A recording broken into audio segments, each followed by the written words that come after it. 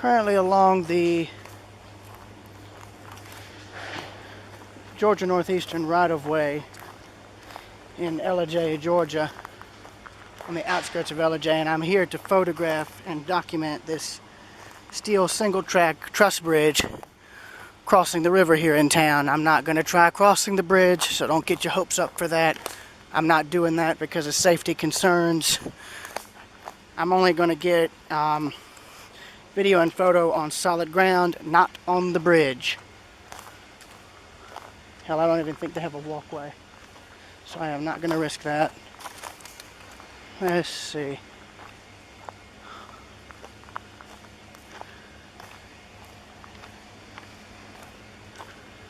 It looks like a pretty structure, though, to be honest. So, yeah.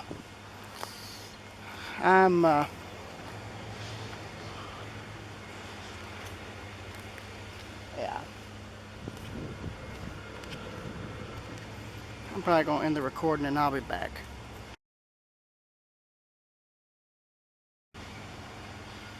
Back again. So we got the center guide rails here.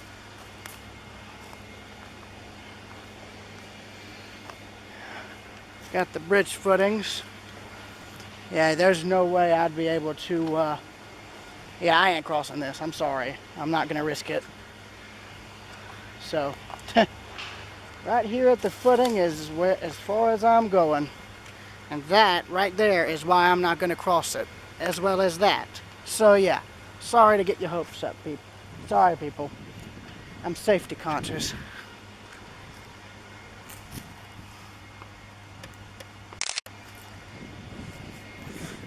So, 1, 2, 3. Back up a bit into the guide rail. Have better reference. 1, 2, 3.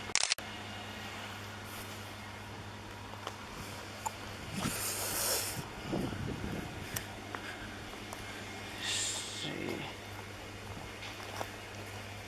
Don't have to crawl. I'm going to drop the camera 3 points contact. If I fall, I'm going to be in more trouble than you know. Yeah, nope, never mind. It is an absolute no-go. No easy place to really get pictures, and I'm not going to try getting pictures, not on the sides. Oh, yo. That was a blue heron down there that just flew off. Wish I hadn't known that sooner. So I'm going to get any reference photos from here, starting with the X truss up top. So yeah, camera's vertical, so I can get these pictures. So 1, 2, 3.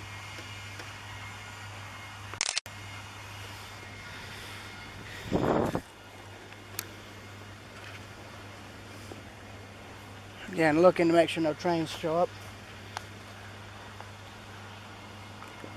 Zoom out.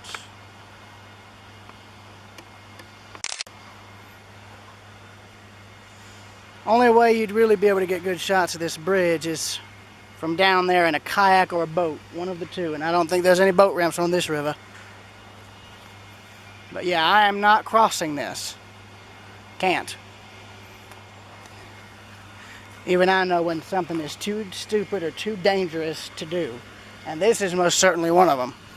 So I am not doing it. I mean, look at that. That's a 70, 80 degree angle down straight into that mess, and that is full of snakes and stuff I don't even want to begin describing to you.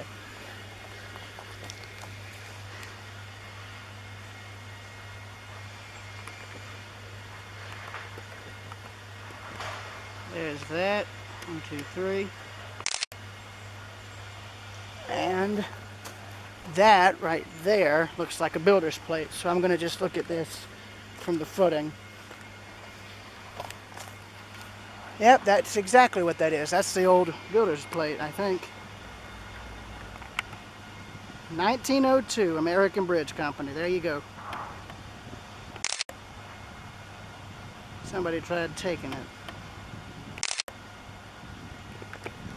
So yeah, that concludes this. I'll see y'all later.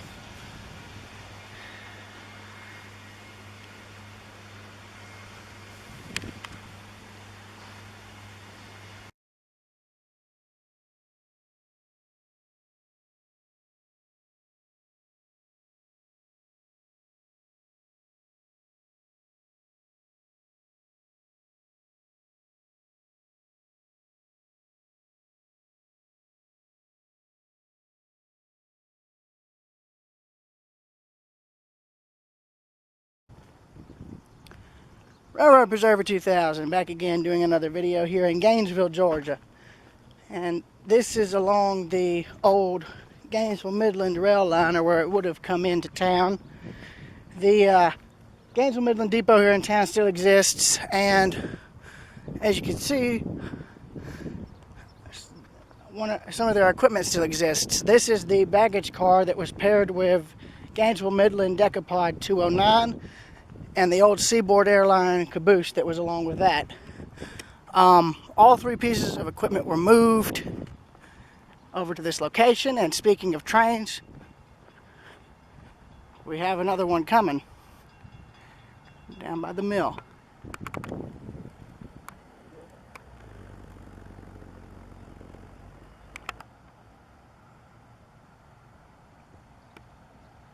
Well, let's see, do we, or is it a glitch?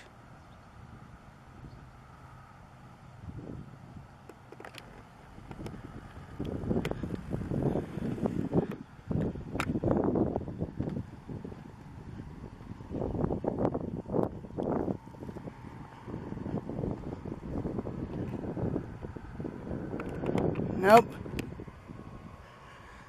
Evidently it's nothing, but yeah, here's the old baggage car. They've completely repainted it, which is good. I know it needed this bad.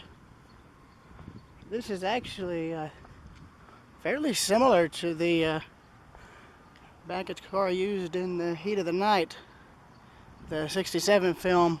And I've been trying to find reference material for the baggage car used in that train consist in the movie, and this is about the closest thing I could get for a reference piece.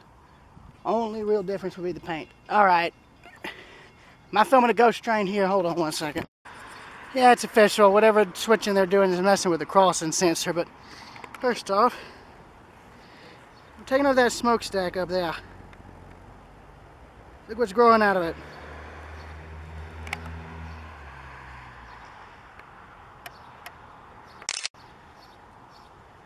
Your eyes are not deceiving you. That's a full-grown tree growing out of that smokestack.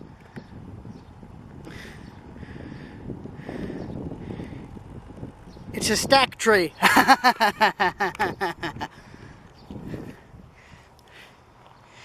Anyway, back out into this huge expanse and back to the baggage car. At this point, I'm ignoring the train, whether it shows up or not, because I can't keep running back and forth. I'll tire myself out.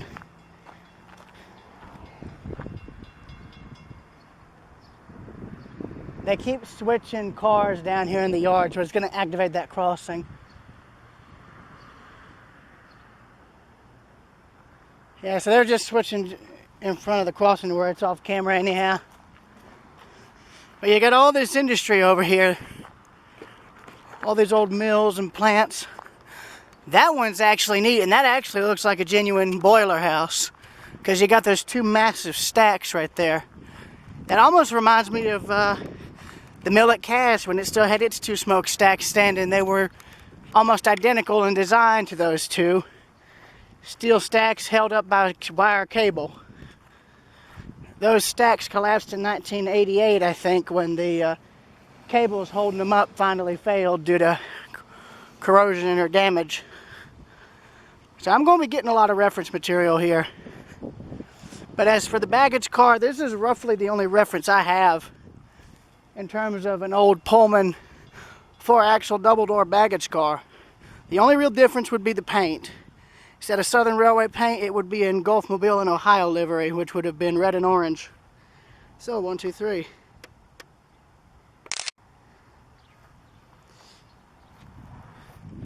Now, Gainesville Midland 209 is over across the road from the park, or in a new park, I should say.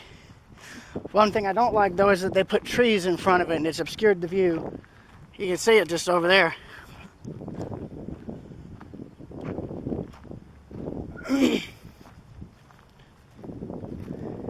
Yeah, but this is roughly the more or less identical car.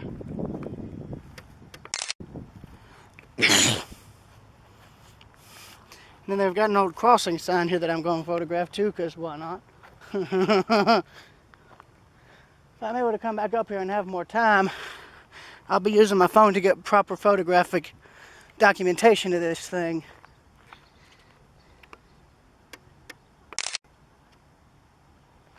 Simply because of the fact that I just don't have time. We got to get back in Athens before dark, and we're still an hour or two out at minimum.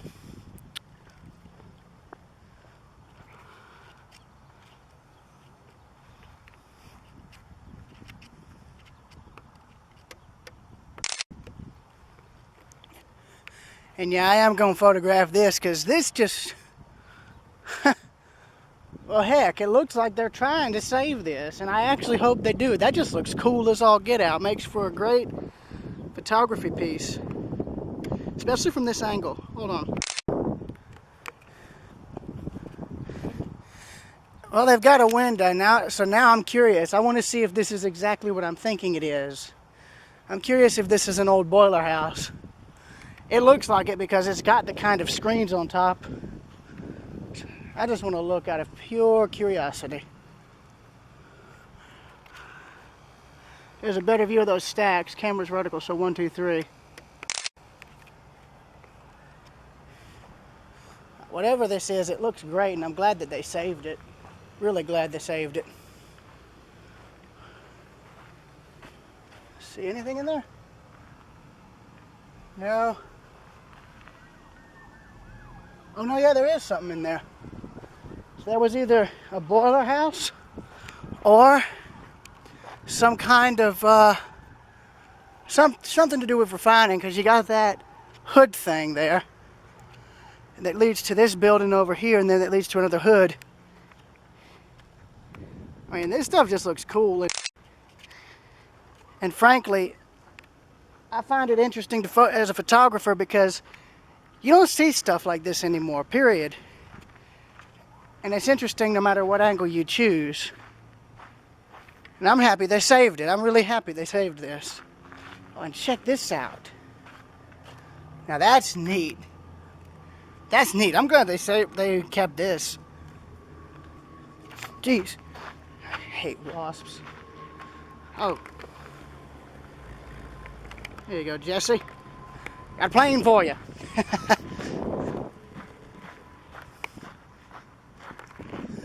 I can't photograph him. He's coming in for a landing. Alright. Going to stop the recording. And I will cut back into it with y'all at Gainesville Midland 209.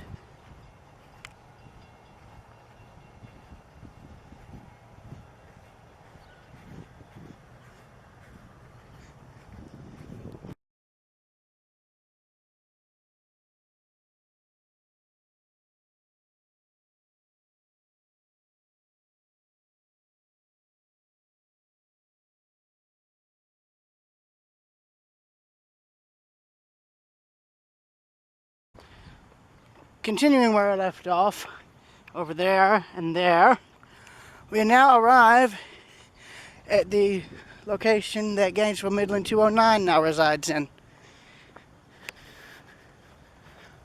I probably saw this engine for the first time when I was like, God, 4 or 5 years old. So this technically is the very first steam locomotive I ever saw, at least the first genuinely preserved one.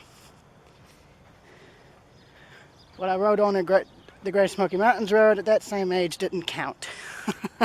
Sorry, y'all. Nothing personal. But I'm glad that they've got it moved, and for once I'm happy they don't actually have a fence around it. That is, of course, until people decide to start being stupid when they'll have to put a fence up. But still, I love what they've done. It makes it a lot better for pictures, let me tell you this. So that's exactly what I'm going to do. So I already got one. Here's part 2.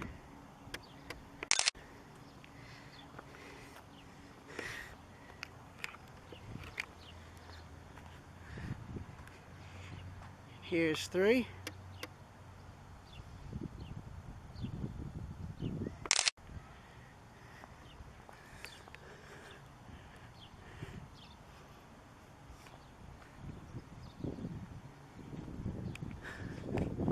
And here's the info, a new info board about the engine.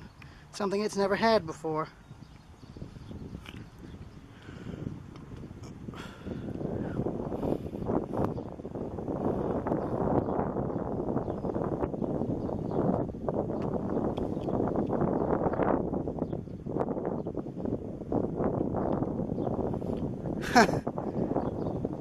Funny thing, they say CSX, but the depot that's currently across the street is actually owned by Norfolk Southern. Or used by Norfolk Southern. Oh well.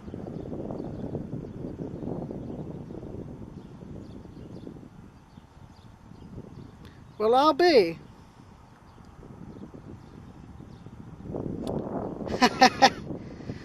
So the Gainesville Midland had 7 engines apparently, and only one got scrapped. That's actually surprising. But then again, I think there were a few decapods and other engines that were cut up well before the preservation movement ever got started.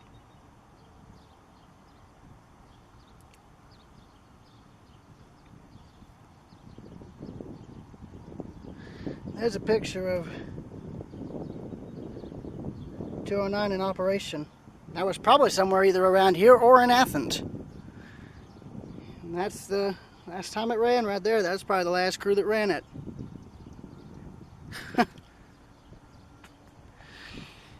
And then here it sits. Or where it now sits, I should say. I'm just amazed at how well kept they keep this engine. I mean, I'm just happy that it's in such good condition. Of course, the whistle, number board, and builder's plate, well, the whistle and plates have been taken, unfortunately. Either that or they've been moved. I don't know. So yeah, I'm going to try and get some photos, particularly of the valve gear, because I never got a chance to do that before. So, 1, 2, 3.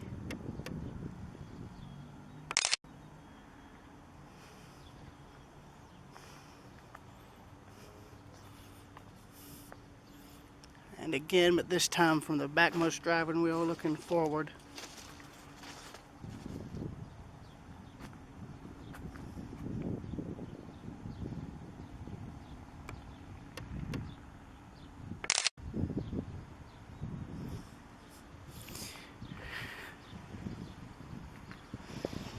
Need a stronger lock on there, something the bolt cutters can't get.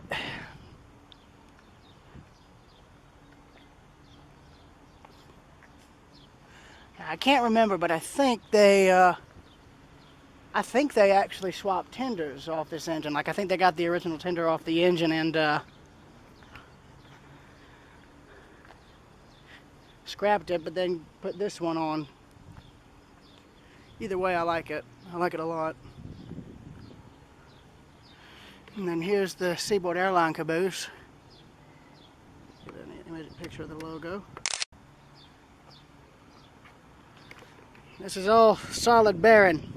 What do I mean by that? Well, I'll show you. That is a solid bearing. Modern railroad equipment no longer uses this kind of bearing because it runs hot. In fact, you can't move this caboose over mainline tracks anymore because of these bearings. They're just that alien to modern train crews now. But that flap is where you can open it up, oil it, and maintain it, etc. Those apparently were left behind by somebody. So, anyone want some free Dr. Pepper and gum? Go right ahead. I didn't expect to see that. That's just the duplicate plaque. So this is the dark side of the engine, meaning the side the sun isn't hitting on. Interesting thing, originally the engine and caboose were not coupled together, so not only did they couple them together, they've got the air hoses hooked together. Which is interesting, you never see that most of the time. Oh, and now that train finally makes an appearance. Unless that's air conditioning, in that case, never mind. That's a brand new rail too, new rails, new ties. So I'm now on the fireman's side of the engine. Now, whenever I get my footage from when I rode in 4501 posted, the fireman's side is the left side of the engine. Engineer's side is the right when you're going in this direction. When you're going the opposite way, it's a different story. Engineer's on this side, fireman's on this side. But if you want to get technical, they're both on their own respective side of the engine wherever they're going.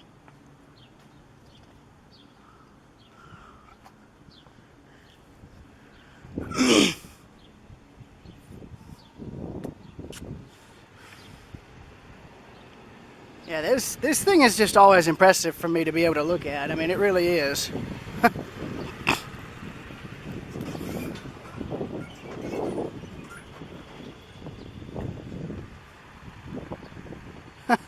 I'm surprised I don't have a rope up there for you to ring the bell. That'd be interesting.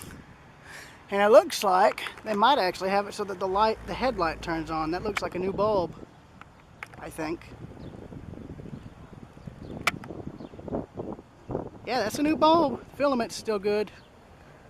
Unless that's an original bulb, then we got issues. No, I'm kidding, but yeah. One thing I'm needing to see real quick is if the stack was capped. If they capped it, that makes it easier for them to rebuild if they ever got it around to doing that, but I don't know if that'd be possible. I don't think Gainesville wants to give this thing up, which is fine. So yeah, I'll leave this here and I will see you all later. Railroad Preserver 2000, signing out in Gainesville, Georgia.